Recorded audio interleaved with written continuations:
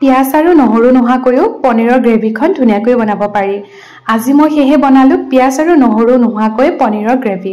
এখন কেৰাহী গৰম কৰি তাতে ঘি 2 চামুচ দি তেজপাত 2টা, লং কেইটামান, জালুক কেইটামান, আদা আৰু বিলাহী আৰু তাৰ লগতে মগজ আৰু কাজু কেইটামান এড কৰিলো। গোটেইখিনি অলপ নৰম নোহোৱালৈকে ভাজি থাকিলো।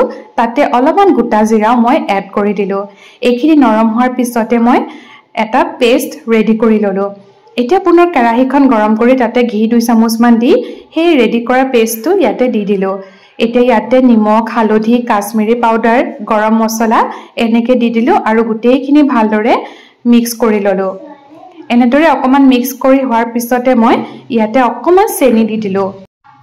গ্ৰেভিটো পাই হৈয়ে গ'ল। ইয়াতে মই এতিয়া পনীৰখিনি এড কৰি দিলো আৰু পনীৰখিনি গ্ৰেভিটোৰ লগত ধুনীয়াকৈ মিক্স কৰি দিলো।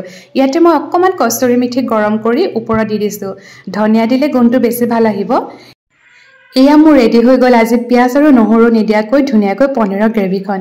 কেনেকুৱা লাগিলে ৰেচিপিটো জনাবচোন। মই কেতিয়াবা মাজে মাজে এনেকৈ ৰান্ধি খুব বেছি ভাল পাওঁ।